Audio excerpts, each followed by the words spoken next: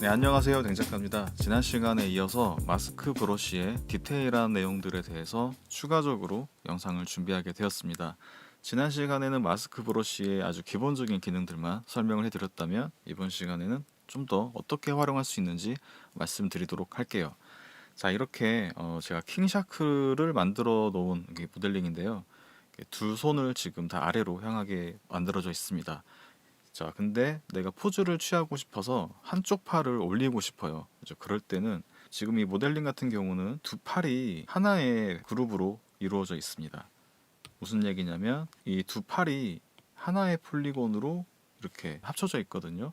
그래서 하나의 모델링으로 이루어져 있는 상태인데 이 중에서 한쪽 팔을 제가 올리기 위해서는 이 기즈모를 이용해서 이렇게 올리면 되겠지만 한쪽 팔만 제가 올리고 싶어요. 한쪽 팔만 올리고 싶어서 이 마스크 브러쉬를 이용해서 올리고 싶지 않은 나머지 팔을 마스크를 이렇게 칠해주도록 하겠습니다. 하지만 지금 보시면 아시겠지만 이 시미터리 기능이 활성화가 되어 있기 때문에 양쪽 다 동일하게 마스크 작업이 되고 있습니다. 다시 뒤로 가기를 눌러서 이 시미터리 기능을 비활성화 시켜 주시고요. 다시 마스크 브러쉬로 칠해 주도록 할게요.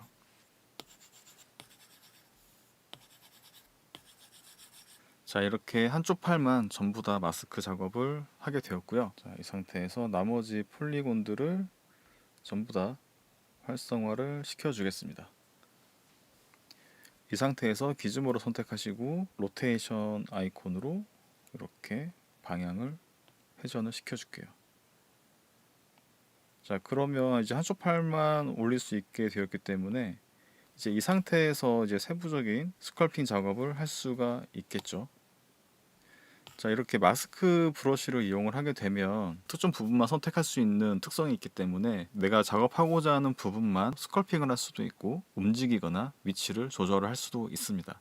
자, 이렇게 위치를 조절한 다음에 나머지 부분들을 역시 디테일한 작업을 이어나갈 수 있게 되겠죠.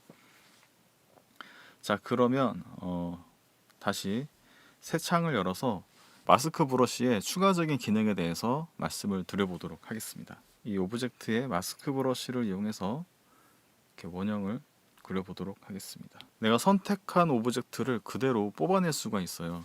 마스크 브러쉬가 선택이 된 상태에서 이렇게 작업을 했잖아요. 그 다음에 마스크 아이콘을 눌러서 아래로 내려보시면 익스트랙트와 스플리트 항목이 있습니다. 이 익스트랙트 아래 보시면 논, 필, 쉘 이 각각의 세 가지 항목이 있는데 논을 체크를 해놓고 익스트랙트를 눌러보겠습니다. 그러면 뭔가 변화가 생겼죠. 근데 당장 어떤 변화가 생겼는지는 알 수가 없습니다.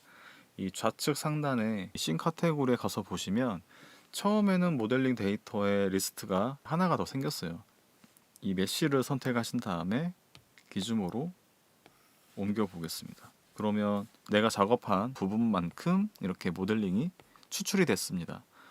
이제 내가 마스크 작업을 해서 그 모양대로 모델링 뽑아내고 싶을 때가 있거든요. 그러면 이 탑원형의 이 구체의 라인을 그대로 따라가면서 이 모양을 뽑아낼 수가 있게 되는 거죠. 우리가 어떤 모델링 작업을 했을 때 이 곡선의 흐름을 다시 또 맞춰줘야 되는 번거로움이 있거든요. 그럴 때 이런 식으로 곡선의 흐름을 그대로 유지한 채로 모양을 뽑아낼 수 있게 됩니다. 자, 그럼 다시 뒤로 가기 눌러서 이 씬 카테고리에서 모델링 리스트에 하나만 남겨져 있는 걸 확인할 수 있죠. 자, 이 상태에서 다시 마스크 브러쉬의 세부 세팅 화면으로 가신 다음에 이번에는 익스트랙트의 P를 눌러볼게요. P를 누르고 익스트랙트를 눌러보겠습니다. 그러면 다시 씬 카테고리에 하나가 더 생겼죠.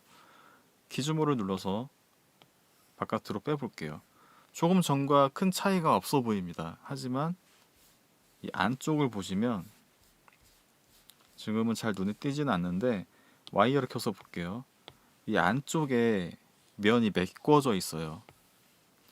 무슨 얘기냐면 조금 전에 우리가 논 항목으로 익스트랙트를 뽑아냈을 때는 이 넓적한 형태의 면만 나오는데 이 필은 채워주는 기능을 담당하거든요. 그래서 이런 형태는 동일하게 유지가 되지만 이 안쪽의 면을 메꿔주는 그런 기능을 추가적으로 설정을 할 수가 있고요. 자, 다시 뒤로 가기 눌러서 이번에는 쉘을 눌러 볼게요. 쉘을 누르고 익스트레이트를 하게 되시면 마스크 영역이 된 만큼 모델링이 이렇게 두꺼운 형상을 띠게 되고, 그 다음에 기준으로 옮겨 볼게요. 그러면 이렇게 안쪽도 메꿔져 있는 형태로 입체적인 모습으로 튀어나온 모습을 확인할 수가 있습니다. 반대면을 없애주는 기능, 반대면을 채워주는 기능, 그 다음에 오브젝트를 두툼하게 뽑아내는 기능, 이렇게 세 가지 기능으로 오브젝트를 추출해낼 수가 있는 기능이고요.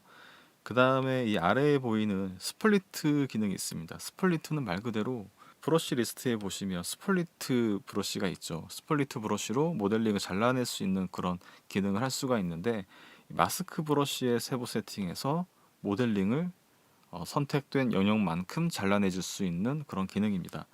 자, 마찬가지로 이렇게 논을 선택을 하겠습니다. 익스트랙트와 다른 점은 메뉴가 두 개가 있다라는 거가 다른 부분이죠. 이 두 항목 다 논으로 체크를 해놓고 스플리트를 눌러보겠습니다. 그러면 조금 전과는 좀 다른 형태로 변화가 생겼습니다. 일단 기즈모로 옮겨 볼게요. 그리고 씬 카테고리 가서 보시면 역시 모델링이 두 개로 추가가 된 걸 확인할 수 있습니다. 다른 점이 뭔지 체크를 하셨는지 모르겠는데, 잘라냈기 때문에 원래에 있던 몸체에 구멍이 뚫렸어요.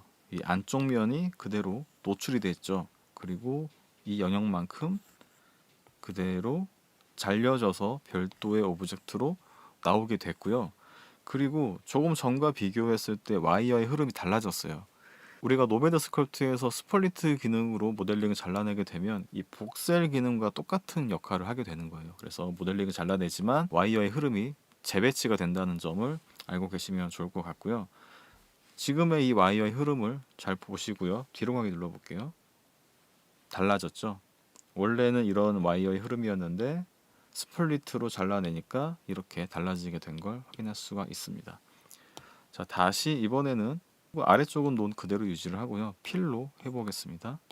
그러면 새로 추출이 된 오브젝트의 반대면은 메꿔져 있을 거예요. 조금 전과 마찬가지로 원본 모델링에는 구멍이 뚫리게 되었고요. 새로 추출된 모델링은 안쪽이 메꿔지게 되었죠.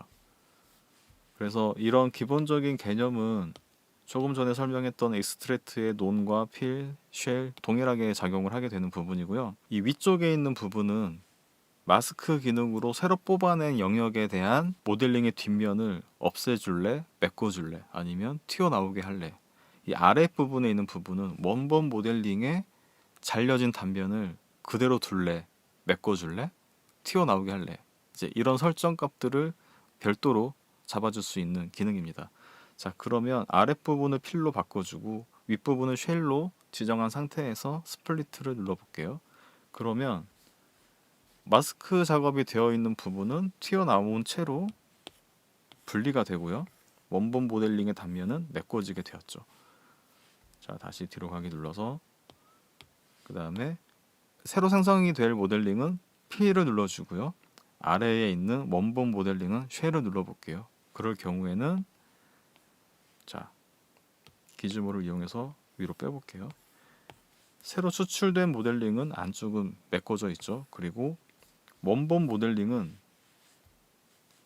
마스크로 선택이 된 부분을 제외하고 나머지 부분이 쉘 기능만큼 이렇게 두툼하게 솟아오른 걸 확인할 수가 있습니다. 자, 지금은 조금 헷갈리실 수도 있는데 이 마스크 기능을 이용해서 그 다음에 익스트랙트와 스플리트, 원본을 유지한 채로 새로 모델링 뽑아내는 익스트랙트와 원본에 있는 모델링을 분리해내는 이 스플리트 기능을 이용해서 그 다음에 이 각각의 세부 세팅을 우리가 원하는 작업에 맞게 조절해주면서 작업을 이어나가게 된다면 다양하게 활용할 수 있을 것 같습니다. 이런 디테일한 내용에 대해서 잘 모르시는 분들이 많이 계신 것 같아요. 이렇게 한번 영상을 준비를 해보게 되었습니다. 이제 이번 영상이 도움이 되셨으면 구독과 좋아요 잊지 마시고요. 저는 다음에 다시 또 찾아뵙겠습니다. 감사합니다.